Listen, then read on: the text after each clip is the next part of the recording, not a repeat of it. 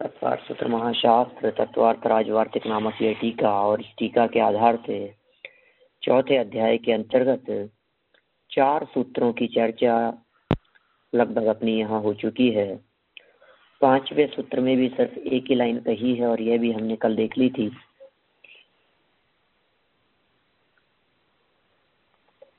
चार प्रकार के देवों के सामान्य प्रकार यहाँ बतलाए जा रहे थे।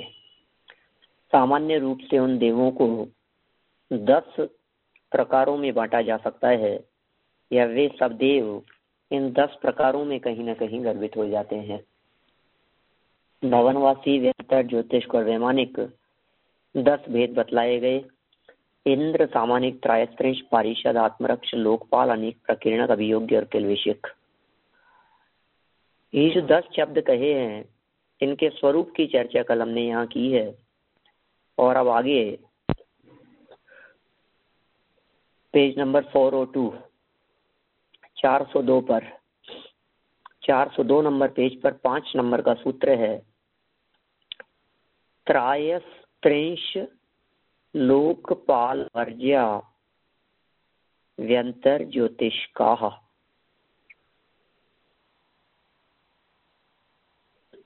लोकपाल वर्ज्या व्यंतर ज्योतिष्काः।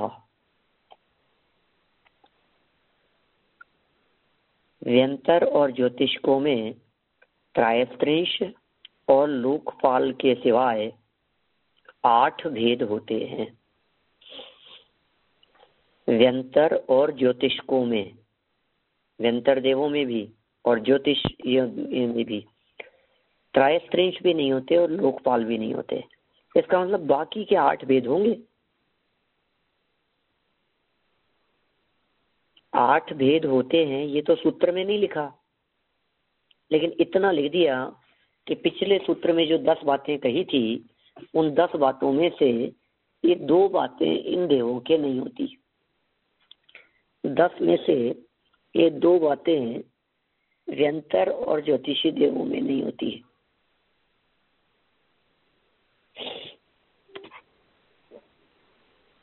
बाकी के 8 इनमें भी पाए जाते हैं। आगे देखिए 6 नंबर सूत्र है पूर्वयोर द्वि इंद्रः। पूर्वयोर द्वि इंद्रः माने पहले वालों के 2-2 इंद्र होते हैं।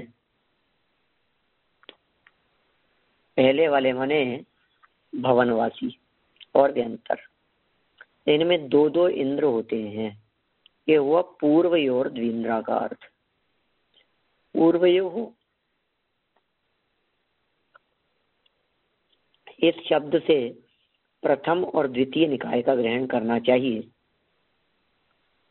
समुदाय और समुदाय वाले में भेद विवक्षा की दृष्टि से देवों के निकायों में ऐसा भेद परक निर्देश किया है जैसे आमों का वन या धान्य की राशि। पंडित जी, समूह की। हाँ पंडित जी, वो भवनवासी के तो 40 इंद्र होते हैं ना? हाँ। और व्यंतरों का 32, तो 2-2 कैसे? हाँ। कुछ समझ नहीं। देखिए भवनवासी के 10 भेद हैं और व्यंतरों के 8 भेद हैं। ये बात आगे स्पष्ट होगी कुछ दिन बाद में जब अपन आगे बढ़ेंगे। तो देखिए आगे वाले पेज पे दिया हुआ है 10 नंबर का सूत्र है। ये 10 भेद हैं इसमें भवनवासियों के। तो 10 भेद हैं और 2-2 इंद्र हैं। तो कितने इंद्र हो गए भवनवासियों में? 20 इंद्र हो गए और 20 प्रति इंद्र होंगे, तो इस तरह से 40 इंद्र कहे जाते हैं। आई बात ख्याल में? हाँ, प्रति इंद्र पर वो दोनों मिला के 40 हुआ। हाँ बराबर। हाँ, इसी तरह से व्यंतरों में 8 भेद होते हैं। ये वाले नहीं, इंद्र सामानिक ये वाले भेद नहीं। आगे 11 नंबर सूत्र के अंदर दिया होगा, पेज बदलेंगे तो पता लगेगा अपने को।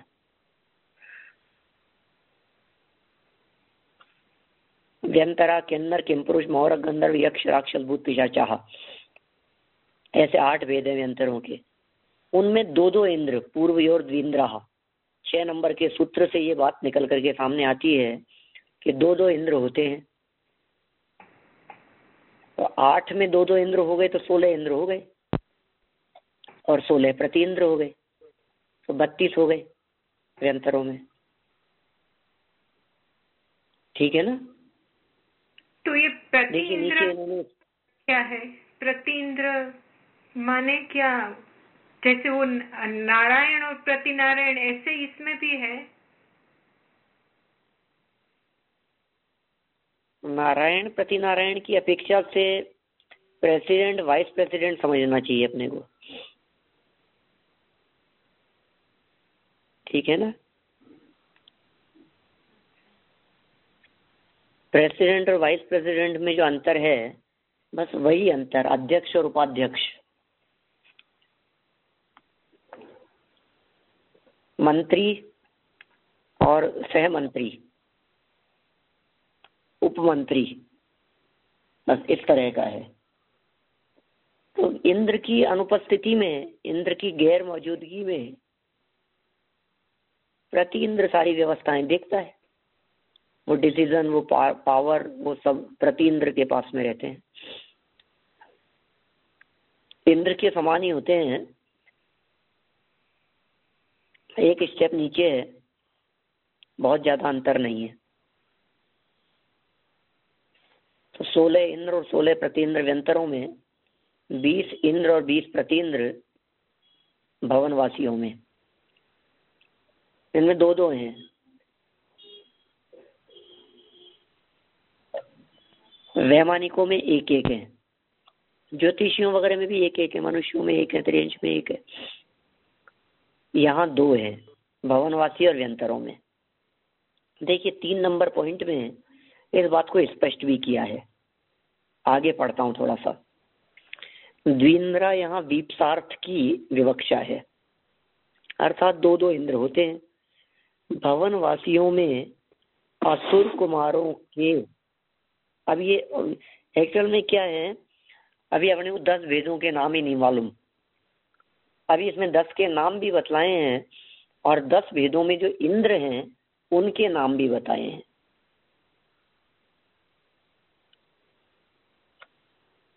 भवनवासियों में असुर कुमारों के, माने भवनवासियों का पहला भेद है असुर कुमार, उनमें चमर और वैरोचन, ये 2 इंद्र हैं। ऐसे ही भवनवासियों का दूसरा भेद है नाग कुमार। जैसे असुर कुमार है, उसी प्रकार दूसरा नंबर आता है नाग कुमार। नाग कुमारों के धरण और भूतानंद, ये 2 इंद्र हैं। ठीक है। फिर आगे विद्युत कुमारों के हरि सिंह और हरिकांत, ये 2 इंद्र हैं। फिर सुपर्ण कुमार, असुर कुमार, नाग कुमार, विद्युत कुमार, सुपर्ण कुमार। सुपर्ण कुमारों के वेणुदेव और वेणुधारी। फिर अग्नि कुमारों के अग्निशिख और अग्निमाणव। वात कुमारों के वैलंब और प्रभंजन। स्तनित कुमारों के सुघोष और महाघोष, ये इंद्रों के नाम हैं। उदधि कुमारों के जलकांत और जलप्रभ, जलकांत इंद्र, जलप्रभ इंद्र, ऐसा। द्वीप कुमारों के पूर्ण और वशिष्ठ नामक इंद्र, तथा दिक् कुमारों के अमित गति और अमित वाहन नामक नाम के इंद्र हैं। इस तरह से 10 भेदों के नाम भी बताए, और 10 भेदों में सभी में होने वाले इंद्रों के नाम भी बतलाए। आपने जो भवनवासी देवों में धरणेन्द्र का नाम सुना है, ये धरणेन्द्र धरण नाम के इंद्र हैं, जिनका नाम है धरणेन्द्र। आपको मिला इसमें कहीं नाम?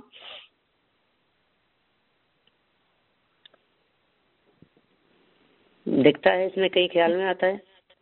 नाग कुमारों का धरण कुमारों का इंद्रधरण। हाँ, नाग कुमार जाति के भवनवासी देव हैं। भवनवासियों के 10 भेदों में दूसरे नंबर का भेद है नाग कुमार। और नाग कुमारों के जो इंद्र हैं वो भूतानंदेंद्र, धरणेंद्र, ऐसे 2 इंद्र होते हैं उसमें। नाग कुमारों के इंद्र का नाम है धरणेंद्र।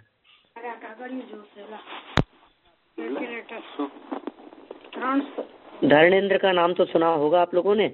धरणेंद्र और पद्मावती पार्थ कुमार की रक्षा के लिए आए थे।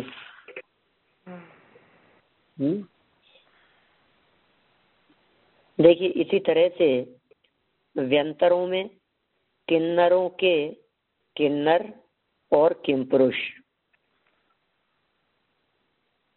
किम पुरुषों के सत्पुरुष और महापुरुष, महोरगों के अतिकाय और महाकाय, गंधर्वों के गीतरति और गीतयश, यक्षों के पूर्णभद्र और मणिभद्र, राक्षसों के भीम और महाभीम, पिशाचों के काल और महाकाल, भूतों के प्रतिरूप और अप्रतिरूप नाम के इंद्र हैं।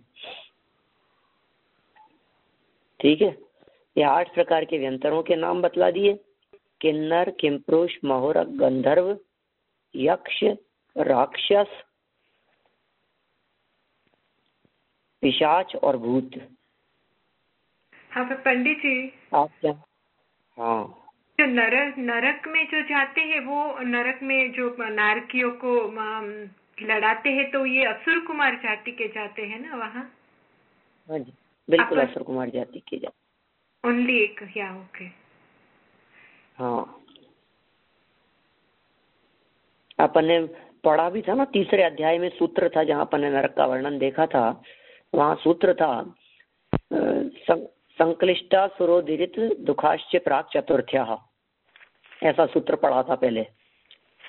संक्लिष्टा सुरोदिरित, संक्लिष्टा असुरोदिरित दुखा, संक्लेश परिणाम वाले असुर कुमार जाति के देवों द्वारा प्राक चतुर्थ्या, चौथे के पहले पहले तक जाकर दुख दिए जाते हैं।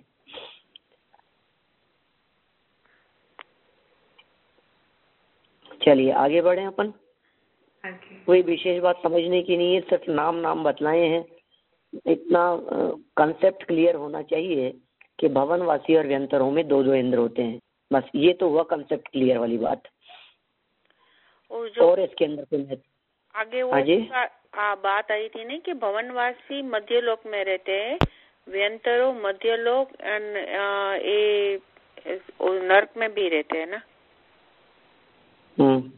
ऐसी भवनवासी मध्यलोक में, भवनवासी जो हैं ये तो अधोलोक में रहते हैं, नीचे रत्न प्रभा के खर और पंख भाग में। रत्न प्रभा के नीचे, हाँ खर भाग में रहते, बराबर। तो व्यंतरों भी नरक में ही है ना? व्यंतर उनको नरक तो नहीं, 2 जगह आया था ना। आप ये कहिए खर और पंख भाग में रहते हैं, बस। आप नरक शब्द का प्रयोग नहीं करें, फिर ऐसा लगेगा, क्योंकि जहाँ नारकी रहते हैं ना वहाँ देव नहीं रहते। अच्छा, तो रत्न प्रभा जो पहली भाग है उसमें खर भाग, रत्न प्रभा के खर और पंख इन 2 भागों में रहते हैं। भवनवासी व्यंतर दोनों? हाँ दोनों। अच्छा। दोनों। पंडित जी, ये व्यंतर है वो तो सब जगह रहते हो है ना। कभी कभी किसी का कोई खाली मकान है तो वहां जाके बैठ जाते हैं, ऐसा। शमशान में, गिरी गंधराओं में, गुफाओं में, पीपल पर, नदियों के किनारे, जंगलों में, खाली जमीन में, ऐसे स्थानों पर, वृक्षों के ऊपर, कहीं ये यही समझ लीजिए आप, शमशान वगैरह, दरगाह, ये कब्र वगैरह कहीं हो, इस तरह की ऐसी जगहों पर रहते। इनको ऐसी जगह पसंद आती है। पंडित जी, एक स्वाध्याय में हमें सुना था कि जो मंदिर के ऊपर जो ध्वजा रखी है, इसका भी कुछ कारण है कि ये व्यंतरों कभी वहां आके न अपना आवास बनाए, ऐसी कोई है वह बात? नहीं, ऐसा तो कुछ नहीं है, लेकिन देव लोग भी ध्वजाओं को परिवर्तित करते हैं कभी कभी अकृत्रिम चैत्यालयों की विशेष प्रसंगों पर ध्वजा चढ़ाते हैं। इंद्रध्वज नाम का एक विधान है अपने यहाँ लिखा हुआ, बहुत बड़ा इंद्रध्वज विधान। उसमें मध्य लोक के समस्त अकृत्रिम चैत्यालयों की वंदना करते हुए प्रत्येक अकृत्रिम चैत्यालय के ऊपर इंद्र लोग आकर के ध्वजा चढ़ाते हैं, ध्वजा परिवर्तन करते हैं, एक उत्सव रखते हैं इस प्रकार का। तो बस इतना ही। तो व्यंतर तो सभी जगह हो गया। आई मीन सब मतलब मनुष्य, आई मीन मध्य लोक और ये पंख और खर भाग दोनों में हो गया। हाँ, देखिए मेरा ऐसा कहना है कि हमारे को बतलाइए कि व्यंतर नाम का कोई एक व्यक्ति तो है नहीं। व्यंतर तो एक जाति का नाम है, जैसे मनुष्य। हाँ। अब हमने पूछा मनुष्य कहाँ रहते हैं, आपने कहा अमेरिका में रहते हैं, कनाडा में भी रहते हैं, इंडिया में भी रहते हैं, चाइना में भी रहते हैं, और भी कई पर्वतों के ऊपर भी रहते हैं क्या? कि हाँ, पर्वतों के ऊपर भी रहते हैं। तो फिर और कहाँ रहते हैं? कि कहीं भी रह सकते हैं। 2.5 द्वीप की मर्यादा है मनुष्यों की। ऐसे ही जो व्यंतर है ना, इनके स्थान तो वही है खर और पंख भाग, लेकिन और भी बहुत जगह पर इनके ठिकाने हैं, रहने के स्थान बने हुए हैं। जगह जगह बहुत सारे स्थानों पर रहते हैं। जैसे बतलाया ना, पर्वतों के शिखरों पर रहेंगे, गिरी कंदिराओं में रहेंगे, सोनी गुफाएं वगैरह है, कोई उजड़ा वन है, कोई जैसे जंगल वगैरह है, शमशान आदि की इस प्रकार की कोई भूमि है, खंडर है, ऐसे स्थानों पर रहते हैं व्यंतर आदि, रहने लग जाते हैं। नदियों, समुद्रों, सरोवरों के किनारों पर, पर्वतों के शिखरों पर, बहुत स्थानों पर तो इनके आवास भी बने हुए हैं व्यंतरों के, वहां भी वे लोग रहते हैं। ठीक है, तो हम लोग पहचान सकते हैं पंडित जी? क्या चीज? हम लोग उनको पहचान सकते हैं? व्यंतरों को वे चाहे तो अपने को दिख सकते हैं, वे नहीं चाहे तो अपने को नहीं दिखे। यानी उनकी तरफ से है, अपनी तरफ से तो हमें पता चल सकता है। वैसे अपनी तरफ से तो ऐसा कोई पहचान का चिन्ह है नहीं। वो भी तो रूप बदलते रहते हैं ना? रूप भी बदलते रहते हैं।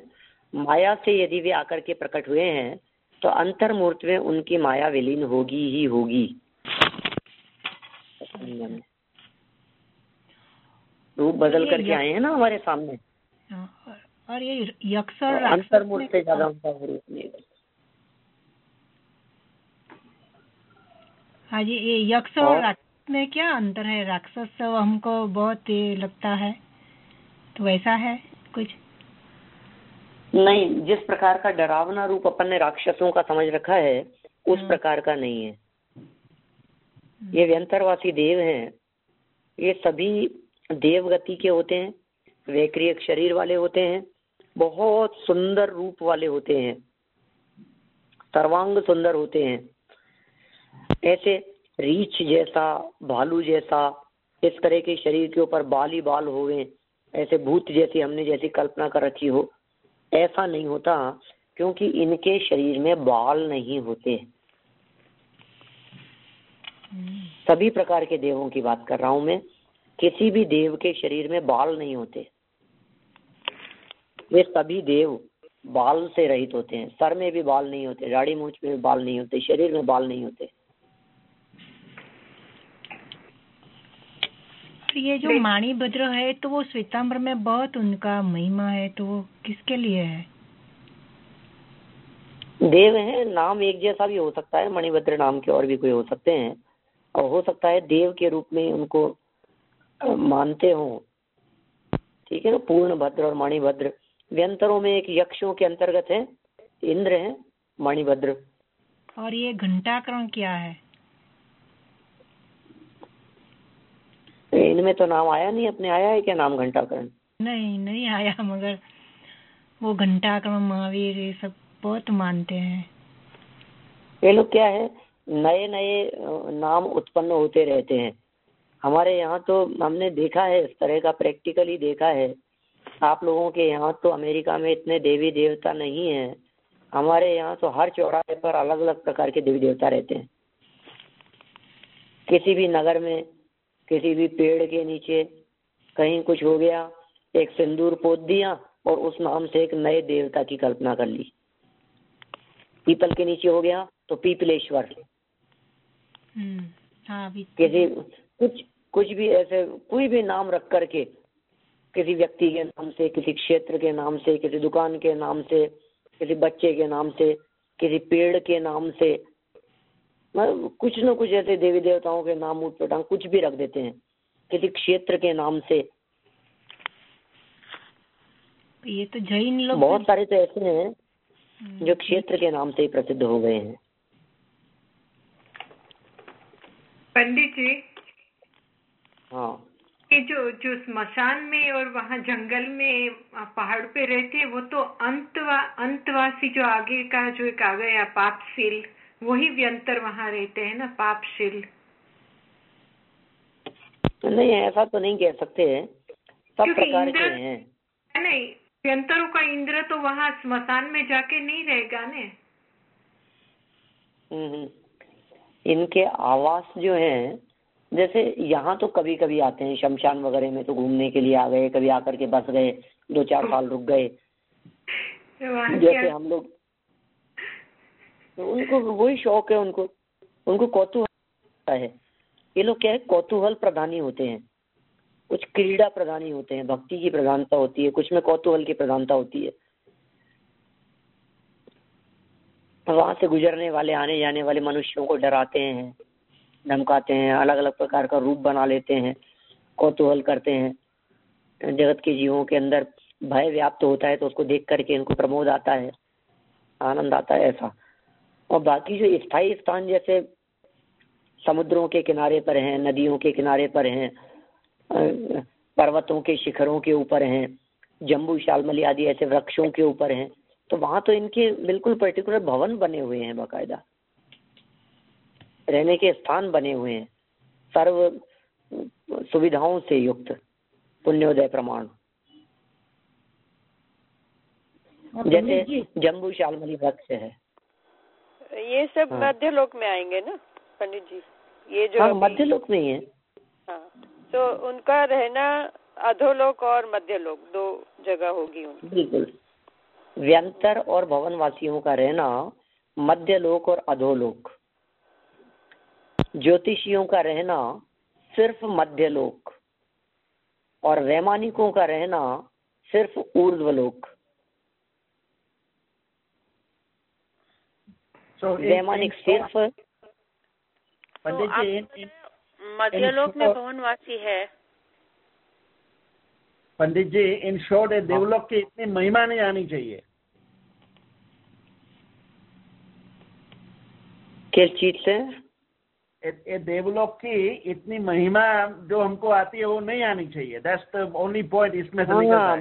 बस इन शॉर्ट ये निष्कर्ष है कुल मिलाकर के कि हमारे को उसकी महिमा नहीं आनी चाहिए, क्योंकि सामान्य है, बहुत सारे हीन स्तर के भी हैं और सब पाप प्रवृत्तियां भी है। अब कुल मिलाकर के चतुर्गति रूप संसार में तो परिभ्रमण कर ही रहे हैं ना, दुखी तो हैं ही सब,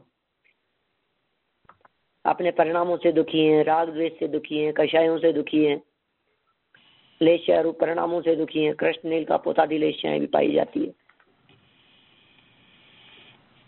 पढ़ा था ना अपने आदि तत्रिषु पीतांत लेश्या,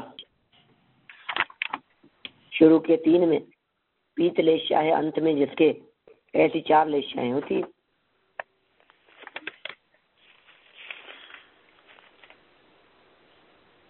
चलिए और आगे बढ़ते हैं अपन।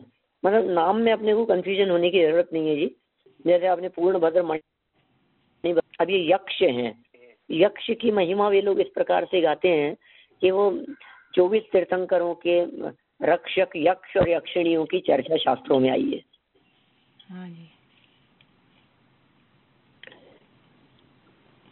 किन्नर, किमपुरुष, मौरक, गंधर्व, इनमें भक्ति की प्रधानता होती है। यक्ष, राक्षस, भूत, पिशाच, इनमें अन्य कौतूहल की प्रधानता होती है। तो यक्ष वगैरह कुछ इस प्रकार के कहे हैं जो तीर्थंकरों के काल में बहुत प्रसिद्ध हुए, प्रमुख यक्षों के नाम से। तो 24 तीर्थंकरों के 24 यक्ष मुख्य रूप से। अब यक्ष में जो इंद्र हैं वो है मणिभद्र। तो वो तीर्थंकरों की भक्ति करने वाले थे और वे उनके भक्त थे, सेवक थे, प्रमुख।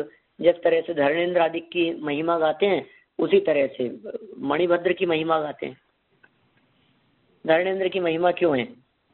नागकुमार जाति का इंद्र है, पार्श्वनाथ के समय में आ गए थे उतर करके रक्षा के भाव से, इसलिए लोग उसकी महिमा गाने लगे। आपने क्या बताया? 24 तीर्थंकर का 24 यक्ष क्या करता है? यक्ष, यक्षिणी उनकी वाइफ। हाँ, ये प्रमुख हैं जिनके नामोल्लेख मिलते हैं शास्त्रों में। प्रमुख मतलब क्या करते हैं? वो तो तीर्थंकर कुछ भी नहीं करते, बस भक्त हैं, समझ लो आप, विशेष भक्त हैं, स्पेशल हैं किसी किसी के। जैसे प्रमुख श्रोता के रूप में अपन भरत चक्रवर्ती का नाम कहते हैं, ऋषभ देव के प्रमुख श्रोता थे। महावीर स्वामी के समूह शरण में श्रेणिक की बात आती है। तो इसी तरह से उनके कोई स्पेशल होते हैं ना, सबके अपने अपने। अच्छा। राजा महाराजाओं के, अकबर के साथ में बीरबल, मैं तो वो तो मंत्री है। और जैसे मैंने अभी जो आपको एग्जाम्पल दिए वो सब अलग प्रकार के मुख्य श्रोता हैं। जैसे मान लीजिए श्रेणी के हैं वो मुख्य श्रोता हैं, तो इसी तरह से मुख्य आरिका भी होंगी, इसी तरह से कोई यक्ष होंगे, इसी तरह से प्रमुख मुनि होंगे, इसी तरह से प्रमुख गणधर होंगे। तो प्रमुख यक्ष हैं। विशेष पुरुषों के अंदर उनके कोई हाईलाइट प्रमुख लोगों में यक्ष का नाम भी आता है। लोगों को उसकी ज्यादा महिमा आती है। एक्चुअल में क्या है, ये सब पुण्य के उदय में ये सब सहयोग करते हुए देखे जाते हैं। उनके भक्त हैं और जितने लोग हैं सब भिखारी लोगों को ज्यादा पसंद आते हैं। ये लोग जिनकी आदतें, जिनके परिणाम लोगों से भीख मांगने के हैं, परमात्मा के पास में जाकर के कुछ ना कुछ मांगने की आकांक्षा रखते हैं, उन्हें ऐसे लोग पसंद आते हैं जो कुछ देने वाले हों। ऐसा लगता है हमारे को, ये कुछ ना कुछ देंगे, इनसे कुछ ना कुछ अपने को मिल जाएगा, ऐसी भावना रख करके उनकी पूजन भक्ति करते हैं। देखिए, अब सुख भोग का प्रकार बतलाया है कुछ यहाँ देवों के संदर्भ में। माने जो भोग हैं देवगति के जीवों में वो किस प्रकार के और कहाँ कहाँ तक होते हैं, इस संदर्भ में कुल 3 सूत्र दिए हैं। जैसे 7वां, 8वां और 9वां, इन 3 सूत्रों के माध्यम से देवों के सुख और भोग की चर्चा की है। कितना सुख है, क्या क्या है। तो पहले सबसे पहले कह दिए काय प्रविचारा आ एशानाथ। ये भोगों के संदर्भ में पहला सूत्र है। आ शब्द जो होता है ये मर्यादा का सूचक होता है, यहाँ तक, इतनी मर्यादा। एशानाथ माने ईशान तक, ईशान पर्यंत। ईशान स्वर्ग का नाम है। ईशान सौधर्म पहले स्वर्ग का नाम है, ईशान दूसरे स्वर्ग का नाम है। तो आ ईशानात माने दूसरे स्वर्ग तक। काय प्रविचारा, काय से प्रविचार होता है। अर्थ लिखा है नीचे, ईशान स्वर्ग पर्यंत मैथुन सेवन शरीर से होता है। फिर का मैथुन व्यवहार को प्रविचार कहते हैं, शरीर से मैथुन सेवन को काय प्रविचार कहते हैं। एक्चुअल में क्या है वस्तु स्थिति के स्त्रियों का जन्म नहीं कह करके अपन कहें देवांगनाओं की उत्पत्ति दूसरे स्वर्ग तक ही होती है। पहले और दूसरे स्वर्ग तक ही। इसके ऊपर के स्वर्गों में देवांगनाओं की, देवियों की उत्पत्ति नहीं होती, जन्म नहीं होता। देवी अवस्था रूप से जन्म सिर्फ स्वधर्म और ईशान स्वर्ग तक ही होता है। वहीं तक शरीर संबंधी भोग वहीं तक पाए जाते हैं। देखिए, आंग उपसर्ग अभिविधि अर्थ में है, अर्थात ईशान स्वर्ग तक के देव संक्लिष्ट कर्म वाले होने से मनुष्यों की तरह स्त्री विषय का सेवन करते हैं। मनुष्यों के समान भोग यहाँ तक पाए जाते हैं। यदि प्राग ईशानाथ ऐसा ग्रहण करते तो ईशान स्वर्ग के देव छूट जाते, इसलिए अईशानाथ शब्द का प्रयोग किया है। प्राग ईशानाथ जैसे प्राग चतुर्थ्या, तो चौथे के पहले पहले। अईशानाथ, प्राग ईशानाथ दो तरह के शब्द हैं। तो प्राग ईशानाथ माने ईशान के पहले पहले, और अईशानाथ शब्द का प्रयोग किया है माने ईशान तक, माने पहले और दूसरे स्वर्ग में। तीसरा पॉइंट है अईशानाथ, ऐसा बिना संधि का निर्देश असंदेह के लिए किया गया है। यदि संधि कर लेते तो आंग उपसर्ग का पता ही नहीं चलता। पूर्व सूत्र में पूर्व योग का अधिकार है, अतः उसका अनुवर्तन होने से ईशान से पहले के यह अनिष्ट अर्थ होता है, अतः यहाँ संधि नहीं की है। ख्याल में आ गई बात? यहाँ संधि नहीं की गई है। अईशानाथ कहकर के भाई ईशान तक के पिछले सूत्र से उन बातों को नहीं जोड़ा गया है। सौधर्म और ईशान इन दो स्वर्गों में काय से प्रविचार होता है, माने मनुष्यों की तरह भोग पहले और दूसरे स्वर्ग तक के देवों के होते हैं।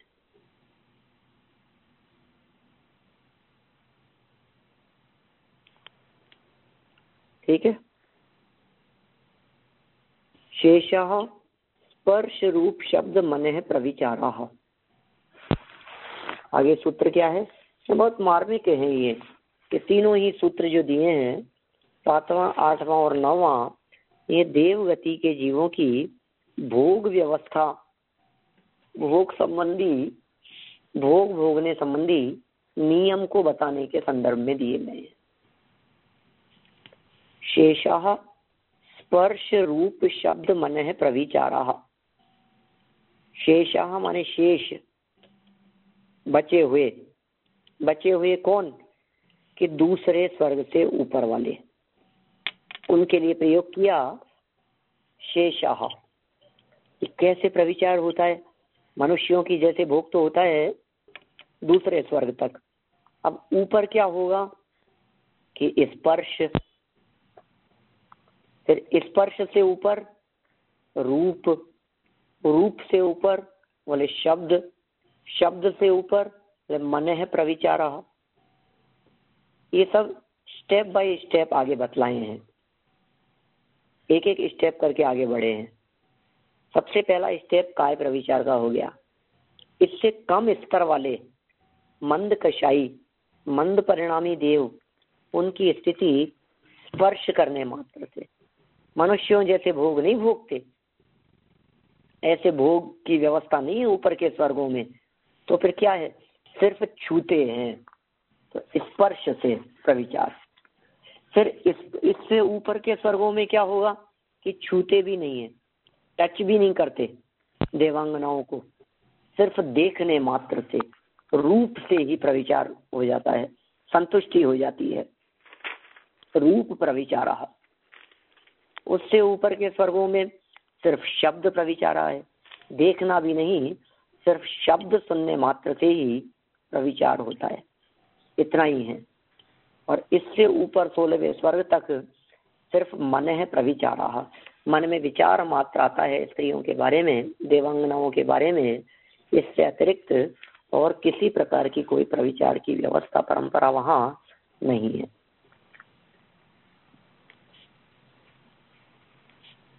देखिए, पहले और दूसरे स्वर्ग में जन्म होता है देवियों का, ऊपर जन्म नहीं होता, किंतु पहले दूसरे स्वर्ग से देवांगनाओं को ऊपर ऊपर के स्वर्ग के देव जिनकी वे नियोगिनी होती है उन्हें अपने साथ में उठा करके ले जाते हैं। ऐसी व्यवस्था होती है। माने किसी देव ने चौथे स्वर्ग में जन्म लिया तो पहले दूसरे स्वर्ग तक आएगा और वहां देखेगा और उनकी जो भी देवियां होगी उनकी खुद की निजी, उन देवियों को अपने साथ में लेकर और चला जाएगा। ऐसी व्यवस्था होगी।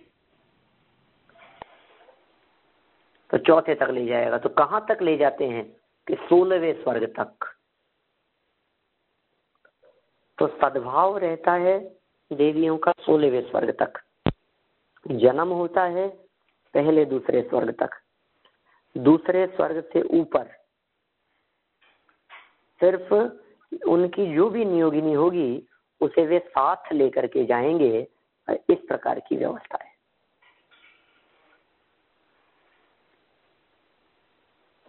ठीक है।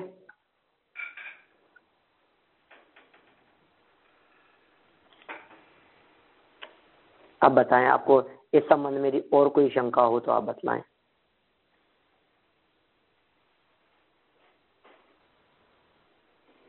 यहां तक तो क्लियर है बात?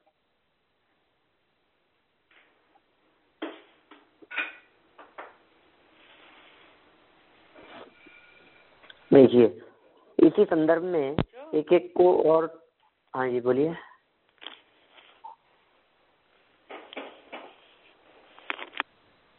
नहीं है ना कोई? देखिए इसी संदर्भ में बात को बढ़ाते हैं। पहला नंबर का पॉइंट देखिए, अर्थ देखिए पहले तो। शेष स्वर्गों में स्पर्श रूप शब्द और मन के द्वारा ही काम वेदना शांत हो जाती है, बिना भोगे ही। शेष शब्द के द्वारा ईशान के सिवाय अन्य विमान वासियों का संग्रह होता है। वैमानिक देवों के अंदर शेष शब्द के माध्यम से बाकी की बातों का ग्रहण हो गया। ग्रेवेक आदि के देव तो परे प्रविचारा सूत्र से मैथुन रहित बताए जाएंगे। माने आगे 9 नंबर के सूत्र में परे प्रविचारा कहकर के कह दिया कि 16वें स्वर्ग से ऊपर वाले, 16 स्वर्ग से जो भी ऊपर हैं उनके तो प्रविचार होता ही नहीं है। परे अप्रविचारा, ऐसा नीचे सूत्र है। प्रश्न उठाया है, इस सूत्र के द्वारा यह ज्ञात नहीं होता कि स्वर्गों में स्पर्श प्रविचार है,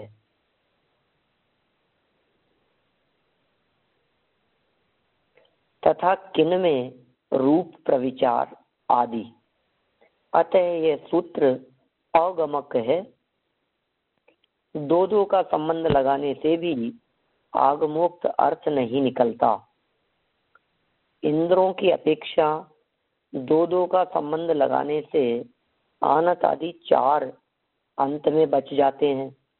तात्पर्य यह है कि यह सूत्र अपूर्ण है, ऐसा लगता है। कौन से स्वर्ग तक क्या है और कौन से स्वर्ग तक क्या है, इसका अर्थ किस प्रकार लगाया जाए, इस संबंध में इन्होंने प्रश्न उठाया है। अभी ये याद रखने के संदर्भ में बात है। इसका जो जवाब नीचे दे रहे हैं, कहां कहां तक किस प्रकार का प्रविचार होगा। तो पहले दूसरे स्वर्ग की तो बात क्लियर हो गई,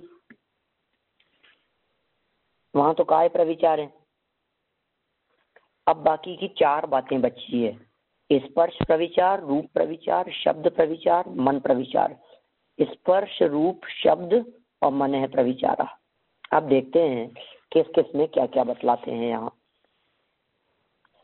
यद्यपि पूर्व सूत्र से प्रविचार शब्द की अनुवृत्ति आती है, फिर भी इस सूत्र में दोबारा प्रविचार शब्द के ग्रहण करने से इस प्रकार आगम विरोधी इष्ट अर्थ का ज्ञान हो जाता है। सानत कुमार और माहेंद्र स्वर्ग में देव देवियां परस्पर अंग स्पर्श करने से सुखानुभव करते हैं। शांत कुमार और महेंद्र दो आ गए स्पर्श के लिए। फिर ब्रह्म, ब्रह्मोत्तर, लांतव और कापिष्ट स्वर्ग के देव और देवियां परस्पर सुंदर रूप को देखकर तृप्त हो जाते हैं। ऐसा देखा जाता है, रूप देखने मात्र से ही तृप्ति का अनुभव करते हैं। फिर देखिए, शुक्र, महाशुक्र, सतार और सहस्त्रार, 9वां, 10वां, 11वां और 12वां, ये 4 स्वर्ग, इनके देव और देवियां परस्पर मधुर संगीत श्रवण, मृदुहास्य, भूषणों की झंकार आदि शब्दों के सुनने मात्र से सुखानुभव करते हैं। ना मात्र शब्द सुने, उनकी आवाज मात्र सुनी, तो आवाज सुनने से ही हमारे को संतुष्टि हो गई, ऐसा सुखानुभव। जैसे यहाँ नहीं होता, बच्चों की आवाज सुनते ही, किसी के आने की आवाज सुनते ही, किसी के शब्द कानों में पड़ गए, इतना सुनने मात्र से ही सुखानुभव। फिर आनत, प्राणत, आरण और अच्युत स्वर्ग के देव देवियां मन में एक दूसरे का विचार आते ही तृप्त हो जाते हैं। देखिए किस प्रकार से बंटवारा किया गया पंडित जी, याद रखने। हाँ, ये 4 स्वर्ग का नाम दिया ने, शुक्र, महाशुक्र, सतार और सहस्रार। हाँ, ये स्वर्ग के नाम है, 4 स्वर्गों के नाम है। हो गए, ओके। ये ब्रह्म, ब्रह्मोत्तर, लांतव, कापिष्ट भी स्वर्ग के नाम है, इससे पहली वाली लाइन में।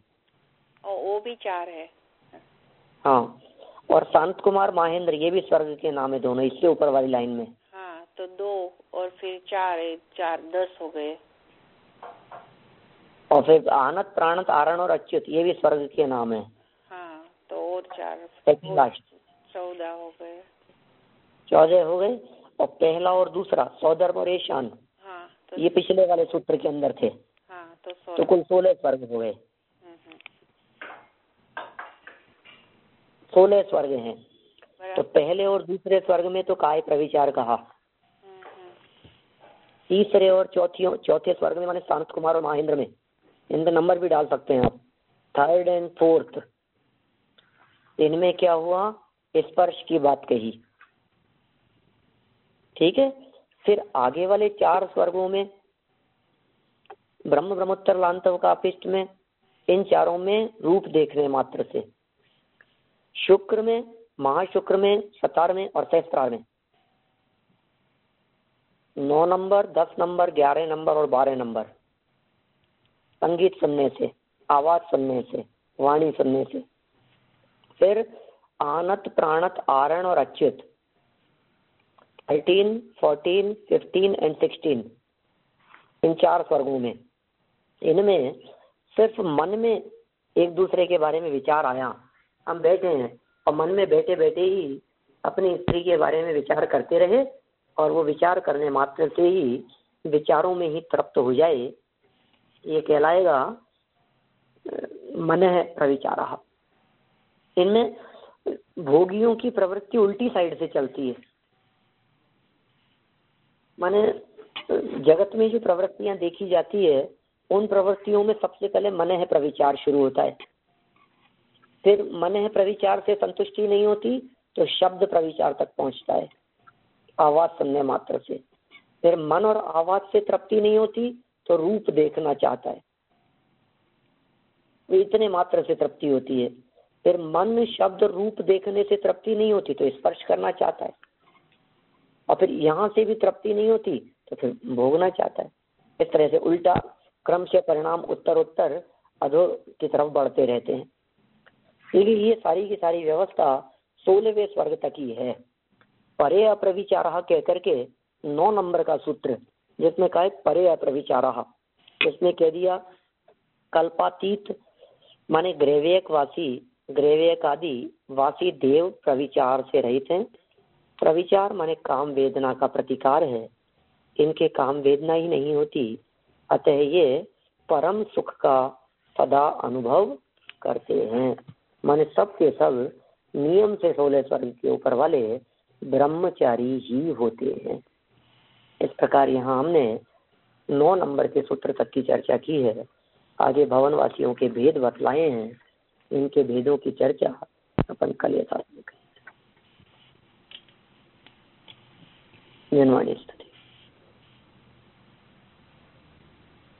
वाणी के ज्ञान पे तुझे लोकालोक, ओ वाणी मस्तक नमो सदा देत हूँ रोक, सदा देत हूँ रोक।